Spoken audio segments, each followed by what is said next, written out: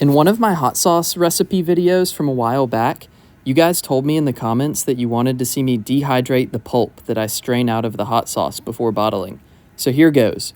This pulp here is actually from my mango strawberry hot sauce. You can see a video of that recipe on my page.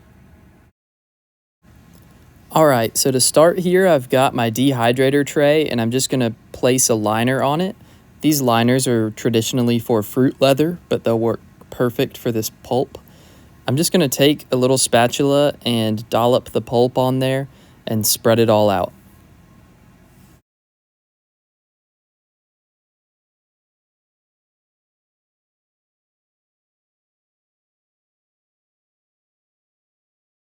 So I've finished spreading my pulp evenly over the tray, and the next step is to load it into the dehydrator. I'm actually going to put one empty tray beneath the tray containing my pulp and another empty tray above it. I know I only have one tray of pulp, but I think this will help with the airflow. It might not be necessary, but it can't hurt.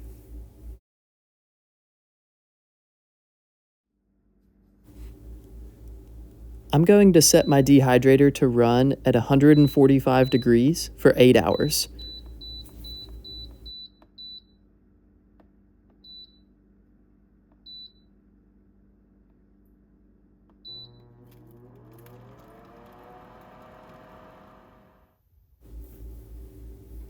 Eight hours later, it's time to take a look. You can see it's dehydrated pretty well. It's pretty crazy. It actually shrunk as it dehydrated, I guess. So it debonded from that fruit leather tray and is kind of just like this big vinyl record looking thing of pepper pulp. It still does have some flexibility to it, but this pulp did have a lot of fruit in it, and I think it's plenty dry. Here's just a close-up. You can see all the ingredients and how they've meshed together. This thing smelled amazing while it dehydrated between the fermenty fruit flavor and the peppers. This thing did have some really hot peppers in it. It had habaneros and fatales in it.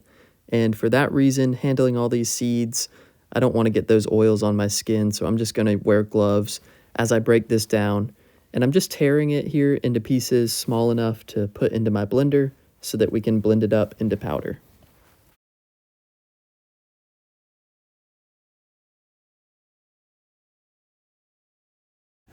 Now we just have to put the lid on and set this thing to blend. And it really is crazy when I do blend this, how much smaller our dehydrated pulp gets. It might seem like a lot of work for such little powder and such little product, but it really is a byproduct, so it's nice to have no waste after the ferment and sauce making process.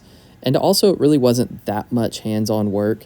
The dehydrator did most of the work, and the only thing that I really had to do was spread the pulp on the tray and then blend this. The rest was pretty hands-off.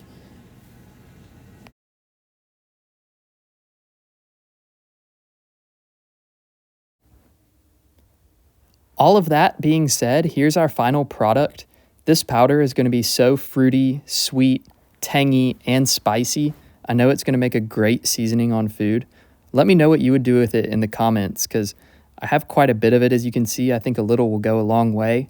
I honestly might take half of it and mix it with salt to make a seasoning salt. I think that would be delicious and great to add to foods, and even maybe the rim of a margarita glass, who knows.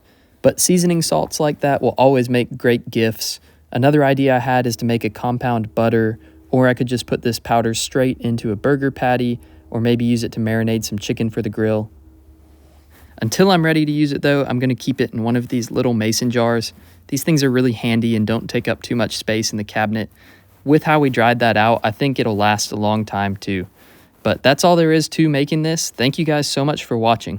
If you liked this video, give it a thumbs up, and please consider subscribing to my channel for more pepper content.